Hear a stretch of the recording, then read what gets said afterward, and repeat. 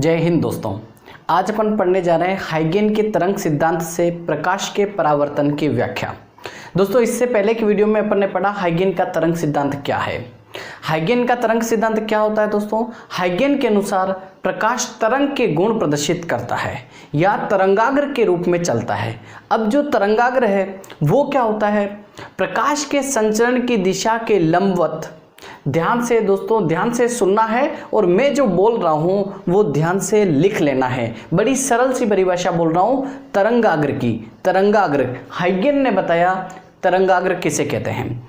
प्रकाश के संचरण की दिशा के लंबवत ऐसा काल्पनिक पृष्ठ जिसका प्रत्येक बिंदु समान कला में हो तरंगाग्र कहलाता है। अब तरंगाग्र से ही प्रकाश के परावर्तन की व्याख्या करनी है। तरंगाग्र से ही प्रकाश के परावर्तन की व्याख्या करनी है। अपन ने अभी पढ़ा कि तरंगाग्र जो होता है वो प्रकाश के संचरण की दिशा के लंबवत होता है। माना कि ये कोई सोर्स है, स्रोत है प्रकाश का।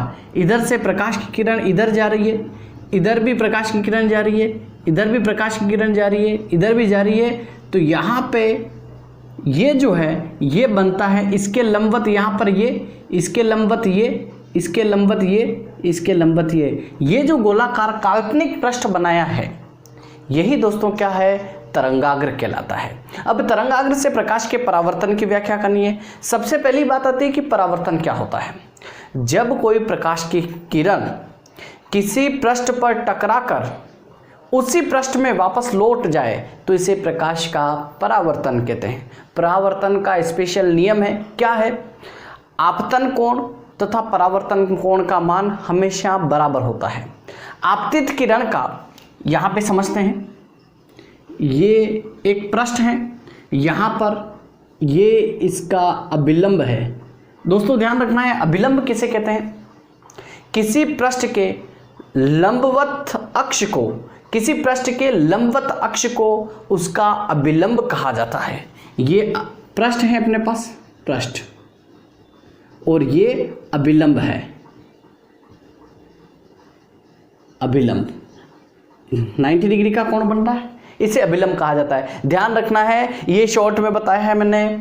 उसके बाद यहाँ पे जब प्रकाश की किरण ये आपतित हो रही है, ये प्रकाश की किरण आपतित हुई, आपतित प्रकाश की किरण का अभिलंब के साथ जो कोण बनता है इसे आपतन कोण कहते हैं। और परावर्तित किरण का अभिलंब के साथ ये परावर्तित किरण टकराकर इधर चली गई, तो जो परावर्तित किरण का अभिलंब के साथ कोण बनता है उसे परावर्तित कोण या परावर्तन कोण कहते हैं। उसको R से प्रदर्शित किया जाता है। ये एक नियम है परावर्तन का कि हमेशा I का मान R के बराबर होगा, और यही अपने को इस हाइगेन के तरंग सिद्धांत से सिद्ध करना है। ये शॉर्ट में बताया मैंने प्रकाश का परावर्तन। आप चाहे तो इससे पहले वीडियो में जाकर प्रकाश का परावर्तन देख सकते हैं, इसके नियम भी समझ सकते हैं अच्छी तरीके से। अब पढ़ते हैं तरंगाग्र से प्रकाश का परावर्तन, मतलब अपने को सिद्ध ये करना है I = R। चलिए अभी समझते हैं। ये अपने पास एक पृष्ठ है, ये पृष्ठ है। ध्यान से अगर आप साथ में पढ़ रहे हैं कॉपी पेन लीजिए और साथ ही साथ बनाइए ध्यान से, क्योंकि बड़ा कॉम्प्लिकेटेड है थोड़ा सा। जैसे जैसे डायग्राम बनेगा वैसे वैसे कॉम्प्लिकेटेड होता जाएगा। ध्यान से समझना है क्या हो रहा है कि दो प्रकाश की किरणें अनंत से आ रही है, यहाँ पर समांतर आ रही है। ये दो प्रकाश किरणें, ये किरण फर्स्ट है, ये किरण सेकेंड है। ये आपतित किरण है, दोनों आपतित हो रही है, इधर आ रही है। बात क्लियर? यहां तक ध्यान से समझना है। फिर इसके बाद यहां पे आपतित हुई है, यहां पे मैं एक बना देता हूं अभिलंब। अभिलंब का अपन ने अभी क्या समझा है? अभिलंब क्या होता है? पृष्ठ के लंबवत अक्ष को, पृष्ठ के लंबवत अक्ष को अभिलंब कहते हैं। ये पृष्ठ है, इसका लंबवत ये अभिलंब। नाम देता हूं इसको N, इसको यहां पर नाम देता हूं A पर ये प्रकाश किरण, पहली प्रकाश किरण है, ये आपतित हुई है। ध्यान से समझना है। यहां से ये साथ में रवाना हुई, दोनों प्रकाश किरणें, किरण फर्स्ट और सेकंड साथ में रवाना हुई। जब ये प्रकाश किरण यहां पे पहुंच जाती है उसी समय में क्या ये प्रकाश किरण यहां पे पहुंच पाएगी? ऑब्वियसली। कोई भी पूछ ले, कोई भी समझ ले, किसी को भी पूछे, ये तो हर कोई बता सकता है कि यहाँ से यहाँ तक की दूरी कम है, यहाँ से यहाँ तक की दूरी ज़्यादा है, मतलब दोनों किरणें साथ में रवाना हुई है, तो जब ये यहाँ पहुँचेगी तब ये प्रकाश किरण यहाँ नहीं पहुँच सकती, तो कहाँ पहुँचेगी? अपन क्या जादूगर थोड़ी है, मैजिशियन नहीं है, अपन पता नहीं लगा सकते। तो कैसे पता लगाएं? मैथ से पता लगा सकता है। कैसे? जब ये प्रकाश किरण यहाँ पे पहुँची, ये कहाँ पहुँचेगी पता लगाने के लिए यहाँ से एक लंब डाला जाए। ये लंब 90 डिग्री का लंब पता चल गया है अपने को। जब प्रकाश किरण पहली ए बिंदु पर पहुंचेगी, उसी समय में द्वितीय प्रकाश किरण इस बिंदु बी पर पहुंचेगी। कहां पहुंचेगी? बी पर। बात यहां तक क्लियर? अब ये यहाँ पर किरण पहुंची है, यहाँ से ये टकराएगी, यहाँ से परावर्तित होगी, यहाँ पे ये किरण यहाँ पर आएगी। अब देखिएगा ध्यान से, जब प्रकाश किरण ये यहाँ पे पहुंची, यहाँ से इसका क्या होगा? परावर्तन। यहाँ पे भी मैं एक अभिलंब खींच देता हूँ, ये है अभिलंब, ये अभिलंब है अपने पास। ये यहाँ से क्या हो रहा है? ये हो गई परावर्तित किरण, ये परावर्तित किरण है। क्या है? परावर्तित किरण। तो क्या यहां से परावर्तन नहीं होगा? ऑब्वियसली होगा। तो ये भी ये परावर्तित हो गई। दोनों परावर्तित किरणें अपन ने लिख दिया है। इस बिंदु को कुछ नाम नहीं दिया है तो इसको भी दे देते हैं सी, बिंदु सी है ये। अब यहां पर एक बात क्या समझना है, आपतित किरण का अभिलंब के साथ जो कोण बनता है आई, यहां तक क्लियर? इसका भी इसके साथ जो कोण, ये जो कोण बन रहा है आपतित किरण का अभिलंब के साथ जो कोण बनता है, इसको भी लिख देता हूं आई डैश लिख देता हूं। चलो, क्योंकि ये आई है तो इसको आई तो नहीं लिख सकते, आई डैश लिख सकते हैं, आई डैश लिख देते हैं। यहां पे परावर्तित किरण का अभिलंब के साथ जो कोण बन रहा है इसको लिख देते हैं आर। अब ध्यान से समझना है, अपने को तो I इक्वल टू आर सिद्ध करना है। किस तरीके से? यहां पे ध्यान से समझना है, जब ये दोनों प्रकाश किरणें साथ साथ रवाना हुई, जब पहली प्रकाश किरण ए बिंदु पर पहुंची तब द्वितीय प्रकाश किरण बी बिंदु पर पहुंची। जब द्वितीय प्रकाश किरण सी बिंदु पर पहुंचती है तो क्या ये यहां पे इंतजार करेगी कि आप पहले यहां पहुंच जाओ फिर यहां से फिर वापस साथ में चलेंगे? अरे भाई ऐसा नहीं होता है। प्रकाश किरणें हैं, अपन नहीं रोक सकते। बंदूक की गोली चल गई है, नहीं रुकेगी, किसी का इंतजार नहीं करेगी, वो तो अपना लक्ष्य भेदन करेगी। अपने को भी लक्ष्य भेदन करना है, अपने को भी 12th के अंदर परसेंटेज बनाना है। परसेंटेज बनाना है तो ध्यान से समझना पड़ेगा। क्या? जब पहली प्रकाश किरण ए बिंदु पर पहुंचती है तब द्वितीय प्रकाश किरण बी बिंदु पर पहुंचती है। जब द्वितीय प्रकाश किरण बी से सी बिंदु पर पहुंचती है तब प्रकाश किरण ए परावर्तित हो जाती है और कहां पहुंचती है? यहां लंब डाल देते हैं। यहां से कहां पहुंची है यह पता करने के लिए लंब डालते हैं। ये लंब डाल दिया मैंने, यहां पर लंब डाल दिया तो पता चल गया कि यहां पहुंचेगी बिंदु डी पर। यहां पर जब ये किरण यहां पहुंची, ये कहां तक पहुंची अपने को पता करने के लिए यहां से ये लंब डाला। अब ये प्रकाश किरण यहां पहुंच गई है तो ये कहां पहुंचेगी पता करने के लिए यहां से लंब डाल दिया। देखें अगर ध्यान से तो ये आपतित किरण है, दोनों आपतित किरण है। तो ये जो अपने लंबवत पृष्ठ खींचा है, ये लंब, ये जो लंब, ध्यान से समझना है एक बार और। तरंगाग्र की परिभाषा क्या थी? प्रकाश के संचरण की दिशा के लंबवत ऐसा काल्पनिक पृष्ठ तरंगाग्र कहलाता है। प्रकाश के संचरण की दिशा किधर है? इधर, और इसका लंबवत पृष्ठ ये है। तो इसको अपन क्या कहते हैं? इसको कहते हैं दोस्तों आपतित तरंगाग्र। क्या कहेंगे? आपतित तरंगाग्र। अब यहां पर ये परावर्तित हो रही है, ये भी परावर्तित हो रही थी, इसको अपन क्या बोल देंगे? परावर्तित तरंगाग्र। परावर्तित तरंगाग्र। सब कुछ मेन जो है दोस्तों वो डायग्राम ही है। डायग्राम इसका मेन की पॉइंट है। डायग्राम अगर अपने को समझ में आ गया, समझो पूरा क्वेश्चन ही अपने हाथ में आ गया है। एकदम पिक पॉइंट अपना आंसर आएगा, सोल्व हो जाएगा और नंबर भी पूरे में से पूरे मिलने तय हो जाते हैं यदि अपना डायग्राम सही बना हो। यहां पे चलते हैं। ये अपने पास आपतित तरंगाग्र, परावर्तित तरंगाग्र हो गया है। ये आई कौन है? अब देखिए ध्यान से, यहां पर अगर आपकी स्क्रीन छोटी पड़ रही है तो मोबाइल को रोटेट कीजिए और बड़ी स्क्रीन कीजिए। यहाँ पे आपको पता लगेगा भाई ये कोण कितने डिग्री का, इसके ऊपर ये लंब डाला हुआ है, लंब डाला हुआ है तो ये कितने डिग्री का, 90 डिग्री का, ये 90 डिग्री का हुआ। ये 90 डिग्री का पूरा है, यहां से यहां तक आई है, तो ये कोण कितने डिग्री का जरा बताइए। ये कोण कितने डिग्री का होगा भाई, ये आई है, ये पूरा 90 है, तो बचा वो कितना होगा, 90 माइनस आई, 90 माइनस आई होगा। ये कोण यहां पे, ये जो कोण है, ये कोण यहां पे लिख रहा हूं, कितना होगा, 90 माइनस आई।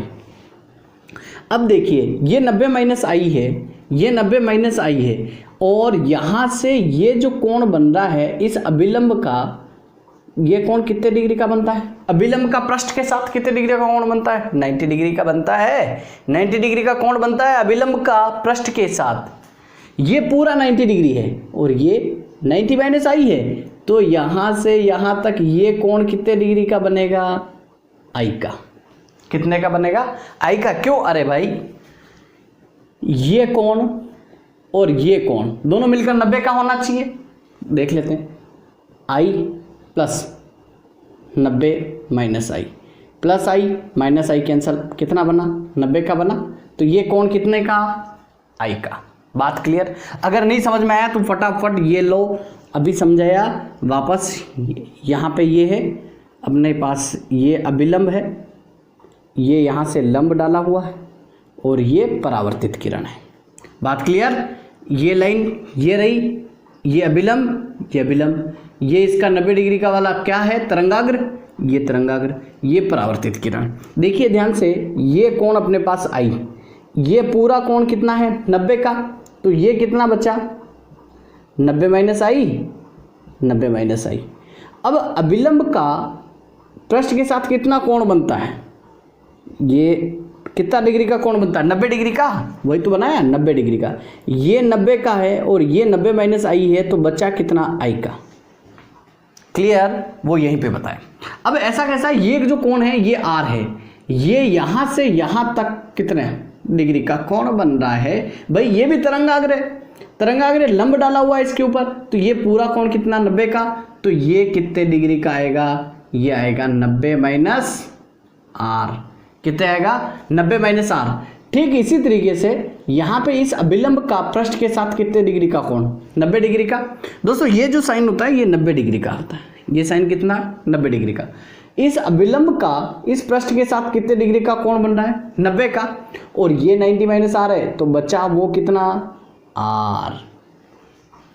एक बार वो रिवर्स करके पूरे के पूरे डायग्राम को ध्यान से समझ लीजिएगा और बना लीजिए। अब तो सरल हो गया है, अब तो अपन 2 मिनट में इसको सोल्व कर लेंगे। सोल्व करते हैं। क्या आ रहा है, त्रिभुज, 2 त्रिभुजों को सोल्व करना है। कौन कौन से त्रिभुज, यहां पे लिखता हूं, त्रिभुज ए बी सी में, त्रिभुज ए बी सी में लिख रहा हूं साइन आई, साइन आई। भाई एक बात क्लियर है, लाल बटेवा कक्का, सूत्र अपने को एक ही याद है, लाल बटेवा कक्का। पहला जो होता है वो क्या होता है, लंब अपॉन कर्ण, जो कि साइन थीटा का होता है। यहाँ पे थीटा के जस्ट सामने वाला ये लंब है, ये वाला आधार है, और बचा वो कर्ण है। लंब का मान क्या, बीसी, बीसी अपॉन कर्ण, कर्ण क्या है, एसी अपॉन एसी। बात यहां तक क्लियर। अब यदि कोण छोटा हो, यदि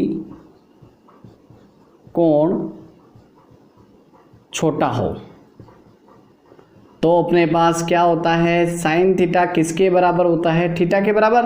तो साइन आई किसके बराबर होगा, आई के बराबर। तो I is equal to B C upon A C, समीकरण नंबर 1। इसी तरीके से ये त्रिभुज सोल्व हो गया। अब ये त्रिभुज सोल्व करते हैं। कौन सा, त्रिभुज ए डी सी में क्या लिखना है, साइन आर। त्रिभुज A D C, R theta के जस्ट सामने वाला क्या हो गया, ये लंब हो गया। अब ध्यान रखना है, ये लंब है अपना, ये लंब है और ये कर्ण है और ये आधार है। लंब क्या है AD अपॉन कर्ण क्या है AC। जब कोण छोटा हो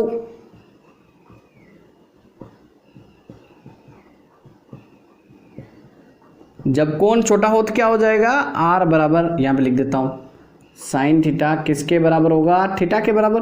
तो R equal to AD upon AC। एक बात और ध्यान देने वाली, क्या, जब प्रकाश किरण ये यहां से यहां तक पहुंचेगी तब ये प्रकाश की किरण यहां तक पहुंचेगी, मतलब BC और AD बराबर होते हैं, BC बराबर AD। जब ये प्रकाश किरण यहां पहुंचेगी तब ये यहां से परावर्तित होकर यहां पहुंचेगी, दोनों बराबर। मतलब इसको मैं क्या लिख सकता हूं, R इजिकल टू, या एरो लगा देता हूं, चलिए, R equal to BC upon AC। समीकरण नंबर 2, ध्यान से देखिए, समीकरण 1 के अंदर BC अपॉन AC है, समीकरण 2 के अंदर भी BC अपॉन AC है।